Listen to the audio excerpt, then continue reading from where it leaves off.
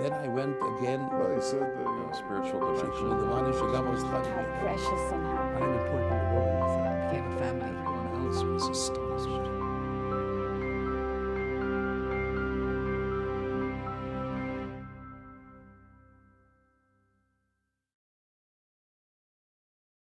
Rabbi Fischl Jacobs is a rabbi, author, and expert on the laws of family purity.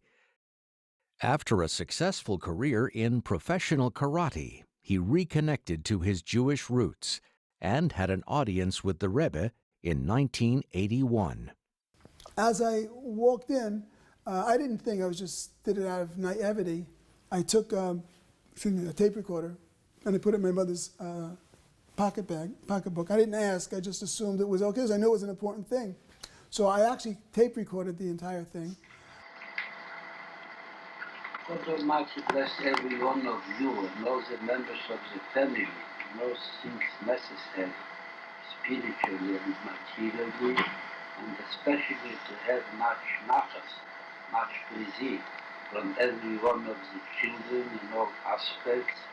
And then my mom, in the way of many good Jewish mothers, decided that the blessings needed to be expanded to areas that perhaps hadn't come up till the end of the Yechidus. And I should have to him too, he's important. He's not prepared for the Yechidus, not yet. Yes. I spoke to my Mishpir. Yeah, what was the opinion? After Pesach. After Pesach. Then you have fasted now the whole week, not doing anything now. It is the week after Pesach. So the Rebbe looked at my brother and said, "Do you have something for him? And someone for him?" And my mom said, "No, we don't have any specific ideas." And at this point, the Rebbe introduced another subject which I really had no idea that was going to come up, and it was out of the blue. We haven't received Smicha.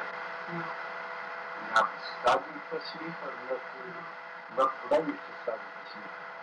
I spoke with Rav Daphne, it says usually about a year after the Chasana. It's a good idea. But to have a year after the Chasana, you must first have the Chasana. You cannot begin by a year after the Chasana, not as Truth is that was extremely difficult because my academic side hadn't expanded very much.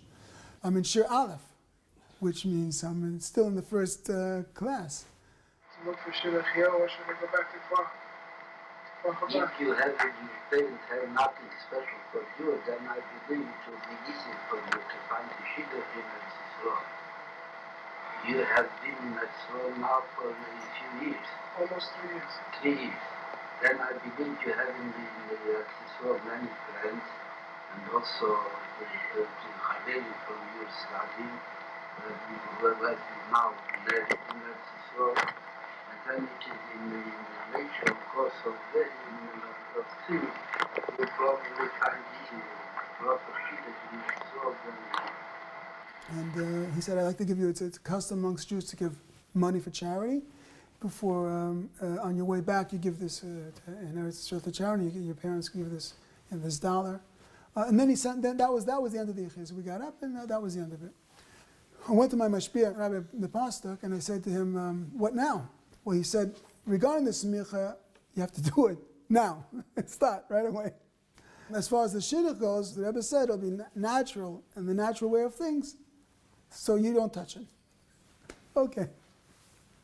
Fast forward like 3 weeks later, I'm in my bed in Kfar Chabad in Yeshiva, and the first floor, first room, near the windows, and it's 3 o'clock in the morning,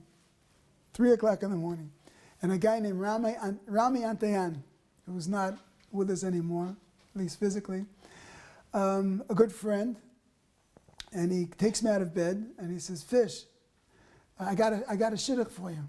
Shlomo Chaskind was a friend that I learned in yeshiva with. Gave me a call, and we have a good girl for you. She teaches in Beis Chana in Jerusalem. He got me a meeting a week later. So that's what happened as far as that was. By the way, at this point in our lives, as we speak here, 7 children, 10 grandchildren, and thank God it's the greatest thing in my life.